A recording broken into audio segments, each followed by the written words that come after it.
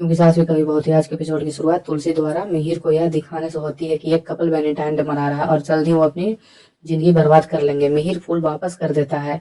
इस बीच Munni traffic jam में फंस जाती है और वह राहुल का इंतजार करती है। ऋतिक मुन्नी को देखता है और उसे कॉल करता है। ऋतिक मुन्नी से कहता है कि वह पेपर वर्क के लिए उससे मिलने वाला था और वह मुन्नी से कहता है कि वह कार में आकर के उससे मिले। ऋतिक मिलने जाता है और वो सड़क पर एक कपल को लड़ते हुए देखते हैं। मिताली भी जाम में फंस जाती है और वह इस लड़ाई का मजा लेती है।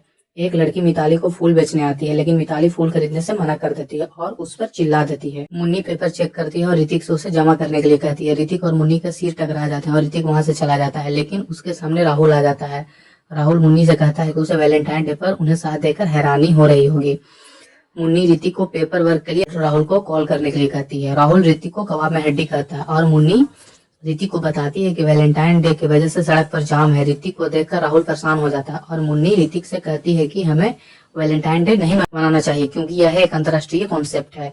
राहुल मुन्नी से कहता है कि उसके लिए तो हर दिन वैलेंटाइन डे है और वह मुन्नी से केक काटने के लिए कहता है। मिताली परेशान हो जाती है और ऋतिक को कॉल करती है, लेकिन उसका फोन नहीं लगता है। मिताली मुन्नी को कॉल करके ऋतिक से बात करने को कहती है और मिताली ऋतिक को ताना मारने लगती है। फूल बेचने वाली लड़की सबको बुला लेती है और वो मिताली से जबरदस्ती फूल खरीदने को कहते हैं। ऋतिक कार को बाहर निकालने का रास्ता ढूंढ लेता है और राहुल को ऋतिक का अपनी कार में होना पसंद नहीं आता है।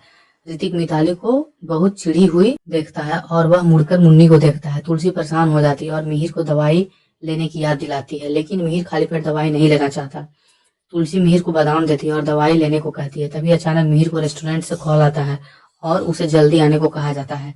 मिहिर को कुछ याद नहीं रहता और नोइना भी उसी रेस्टोरेंट में आ जाती है। नोइना मिताली को कॉल करके ऋतिक के बारे में पूछती है और मिताली नोइना को बताती है कि मिहिर अंकल तुलसी के साथ है और नोइना मिताली को बताती है कि वह मिहिर के लिए रेस्टोरेंट में इंतजार कर रही है। मिताली नोइना से कहती है कि उसके साथ कोई प्रैंक कर रहा है और वह उसे अपने पास आने को कहती है ताकि वो दोनों साथ रो सकें। नोइना को धोखा दिए जाने जैसा महसूस हो रहा था। मिहिर तुलसी को बादाम ऑफर करता है और तुलसी बादाम ले लेती है।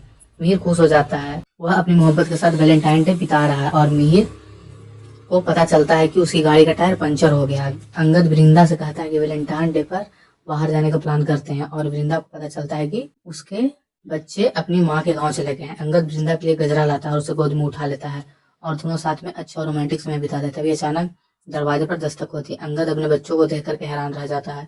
रोमांटिक सीन बीच में ही रुक जाता है और वृंदा बच्चों को बेड पर लेकर चली जाती है। देव सलोनी को रेस्टोरेंट में ले जाता है। सलोनी को सरप्राइज देता है। तभी देव रेस्टोरेंट में नोइना को देख लेता है और खुद को छिपा लेता है क्योंकि वह अपमानित नहीं होना चाहता। देव सलोनी को वहां से लेकर के चला जाता है और सलोनी से कहता है कि इस रेस्टोरेंट में एक बड़ा सा चूहा है।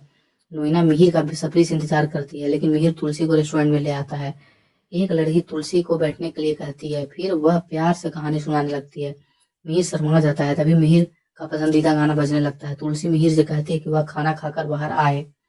नोइना जिस टेबल पर बैठी रहती है वहां खाना आ जाता है और उसने ऑर्डर स्वीकार करने के लिए कहा जाता है। नोइना को याद आता है कि मिहिर तुलसी के करीब होता जा रहा है और इस कहानी को हमेशा के लिए खत्म करना चाहती है। तुलसी अपने घर पहुंचती है और उसके हाथ में लाल गुलाब होता है। तुलसी की आंखों आंसुओं से भर जाती है। तो दोस्तों बने रहिए मेरे साथ आगे की स्टोरी के लिए। Thank you.